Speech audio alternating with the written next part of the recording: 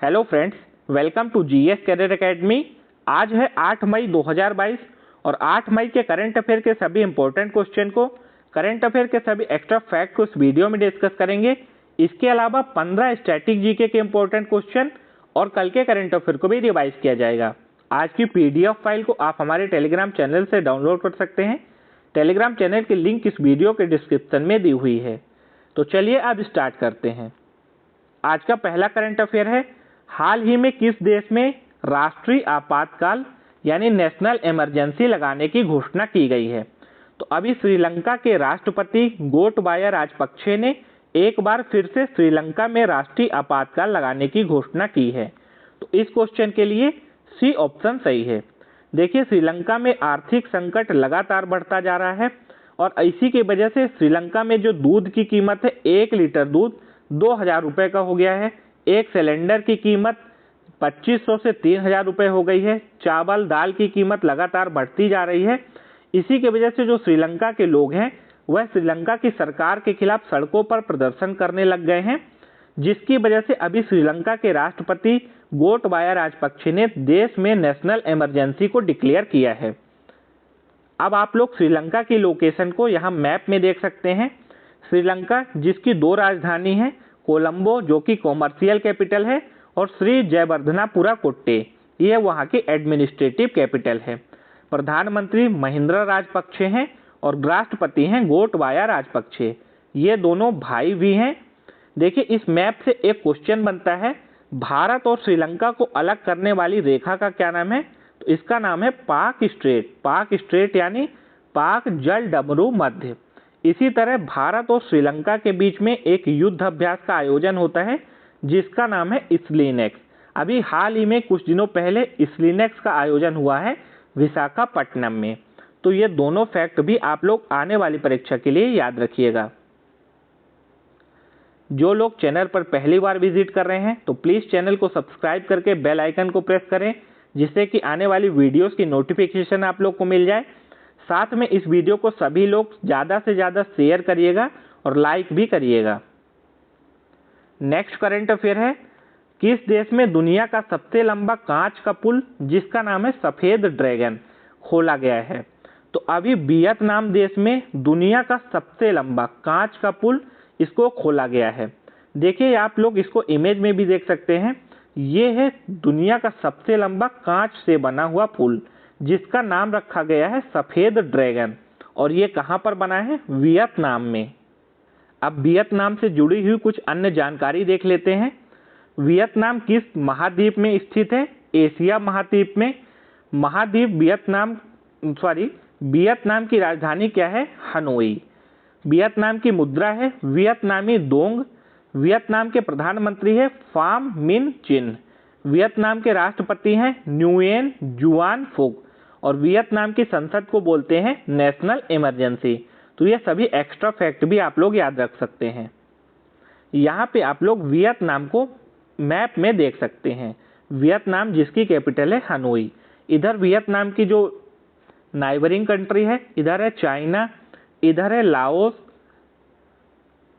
Next current affair है, भारत की पहली आदिवासी स्वास्थ्य वेधशाला जिसका नाम रखा गया है ट्रियो हॉब को खोलने की घोषणा किस राज्य सरकार द्वारा की गई है। तो अभी ओडिशा राज्य सरकार के द्वारा भारत की पहली आदिवासी स्वास्थ्य वेधशाला ट्रियो हब को खोलने की घोषणा की गई है। तो इस क्वेश्चन के लिए ए ऑप्शन सही है। ओडिशा राज्य का एससी और एसटी ये दोनों विभाग जनजाति आबादी पर एक भंडार को स्थापित करेगा और इसी के लिए अभी भारत की पहली आदिवासी स्वास्थ्य वेधशाला अब ओडिशा में खोली जाएगी। ओडिशा को आप लोग यहाँ मैप में भी देख सकते हैं। ओडिशा की राजधानी है भुवनेश्वर। यहाँ के मुख्यमंत्री हैं नवीन पटनायक, राज्यपाल हैं गणेशी लाल। ओडिशा से रिलेटेड एक एक्स्ट्रा फैक्ट जो याद रख सकते हैं आप लोग, ओडिशा में है व्हीलर द्वीप और अब व्हीलर द्वीप का नाम बदलकर किया गया है डॉक्टर एपीजे अब्दुल कलाम द्वीप। नेक्स्ट करंट अफेयर है, दुनिया की तीसरी सबसे ऊंची चोटी जो कि है कंचनजंगा पर्वत को हाल ही में किस भारतीय महिला ने सफलतापूर्वक चढ़ाई की है। तो देखिए, दुनिया की तीसरी सबसे ऊंची चोटी है कंचनजंगा पर्वत और ये है भारत के सिक्किम राज्य में। और अभी इसको भारतीय महिला हैं प्रियंका मोहिते, इन्होंने सफलतापूर्वक इस पर्वत की चढ़ाई की है। तो इस क्वेश्चन के लिए ए ऑप्शन सही है। कभी आपकी परीक्षा में ऐसा प्रश्न आ जाए कि कंचनजंगा पर्वत की कितनी ऊंचाई है, तो याद रखिए 8,586 मीटर कंचनजंगा पर्वत की कुल ऊंचाई है। विश्व की सबसे ऊंची पर्वत चोटी कौन है? तो सबसे ऊंची पर्वत चोटी है माउंट एवरेस्ट। दूसरे नंबर की है K2 पर्वत, जिसको गॉडविन ऑस्टिन के नाम से भी जाना जाता है।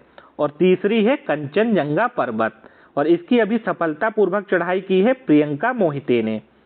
प्रियंका मोहिते, जिनको आप यहाँ इमेज में भी देख सकते हैं, ये महाराष्ट्र के सतारा जिले की हैं और इन्होंने ही अभी कंचनजंगा पर्वत की सफलतापूर्वक चढ़ाई की है।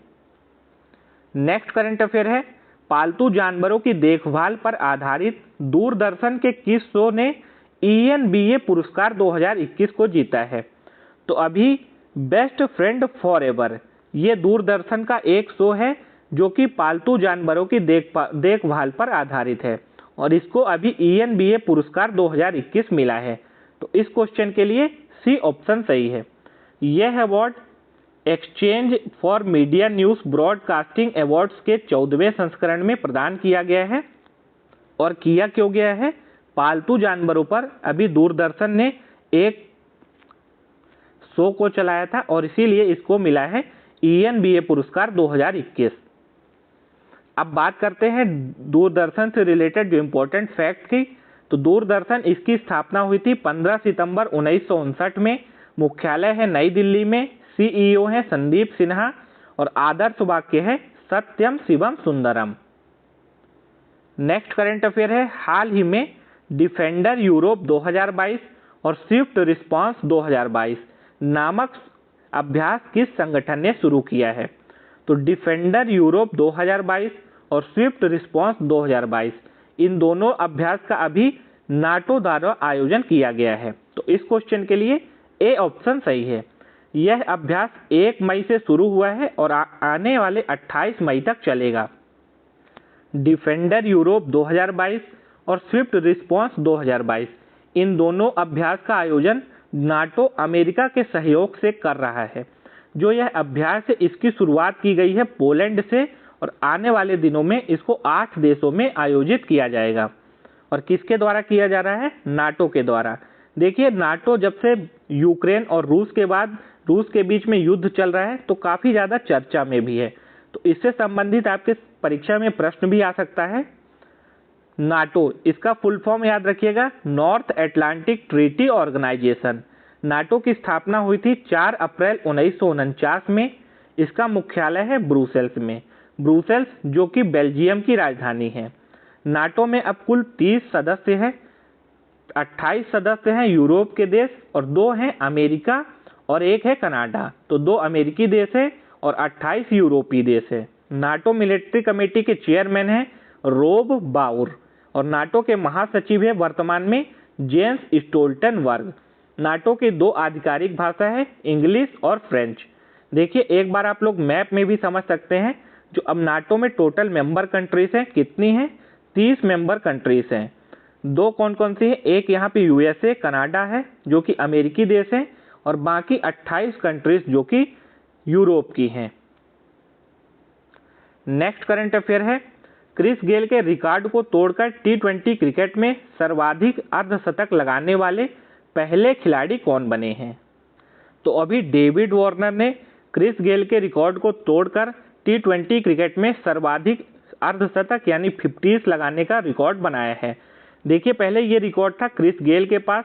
क्रिस गेल ने T20 क्रिकेट में टोटल 88 हाफ सेंचुरीज बनाई हैं, लेकिन अभी डेविड वार्नर ने 89 हाफ सेंचुरी बनाकर इस रिकॉर्ड को तोड़ दिया है और पहले नंबर पर आ गए हैं David Warner.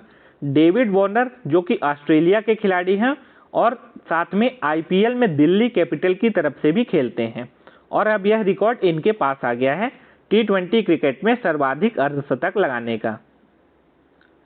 Next current affair है, हाल ही में विश्व एथलेटिक्स दिवस यानी वर्ल्ड एथलेटिक्स डे को किस दिन मनाया गया है?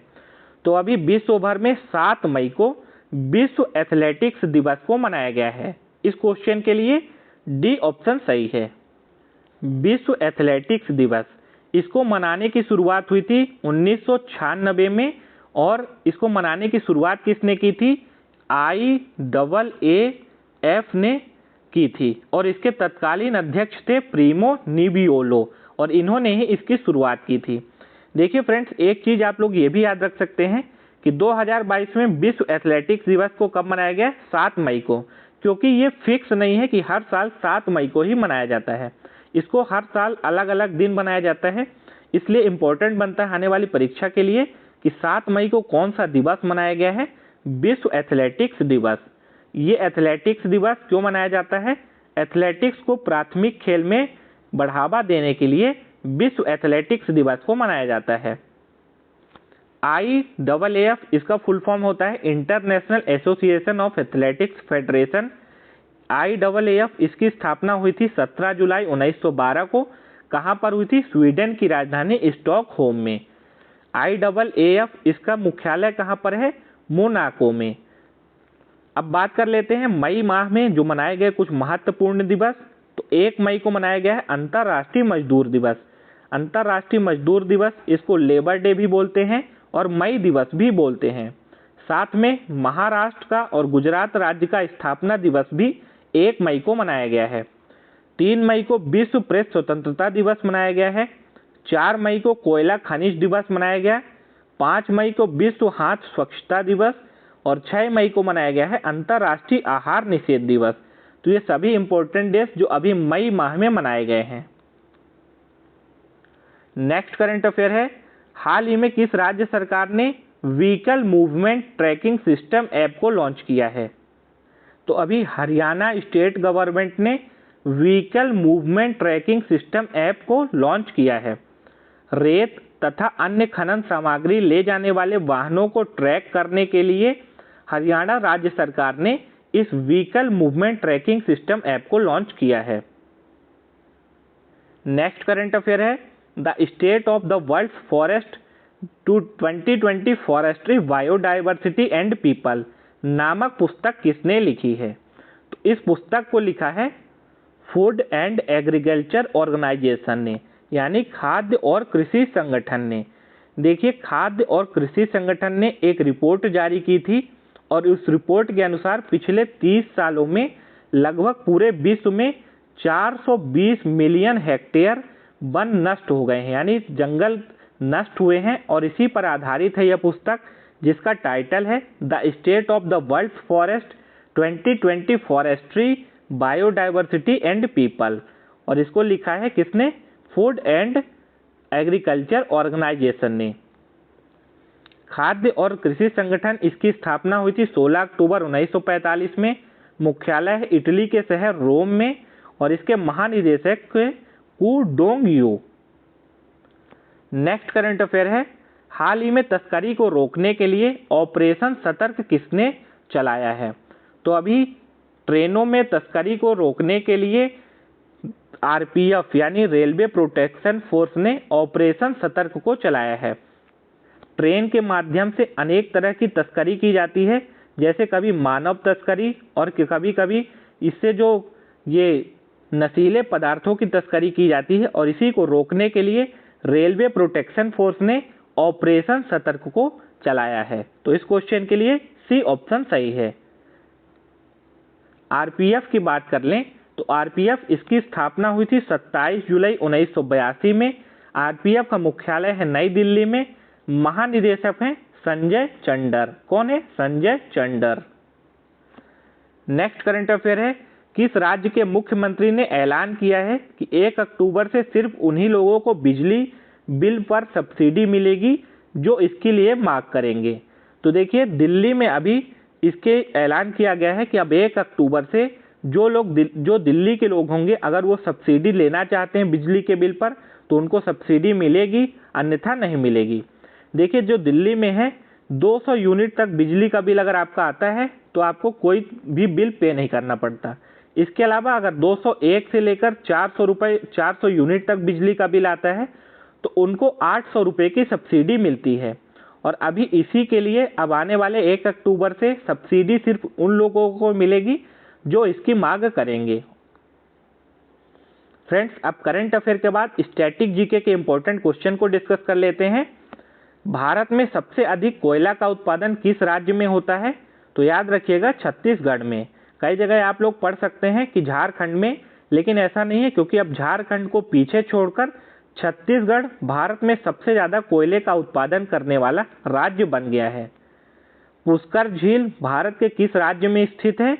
तो ये है राजस्थान के अजमेर में। कावेरी जल विवाद का संबंध किन दो राज्यों से है? तो कर्नाटक और तमिलनाडु का ये विवाद है, कावेरी जल विवाद। भारत का मैनचेस्टर तथा भारत का बोस्टन किस शहर को कहा जाता है? तो अहमदाबाद शहर को भारत का मैनचेस्टर और भारत का बोस्टन कहा जाता है। सोने की खान हुट्टी किस राज्य में है? ये है कर्नाटक में। कर्नाटक में, जो कि भारत में सबसे ज्यादा सोना भी होता है। किस जीव को प्रकृति का हलवाहा तथा किसान का मित्र कहा जाता है? तो केचुआ यानी अर्थवॉर्म को कहा जाता है। वनों के संरक्षण एवं संवर्धन से संबंधित क्रिया को क्या कहा जाता है? सिल्वीकल्चर। बकरी की किस नस्ल से पश्मीना ऊन प्राप्त होता है? काफी महंगा ऊन होता है पश्मीना ऊन, जो कि प्राप्त होता है चेंगू तथा चेगथांगी से। 19वीं सदी के अंत में और 20वीं सदी के शुरुआत में पित आतंक किसे कहा जाता था? यहाँ पे टाइपिंग मिस्टेक है।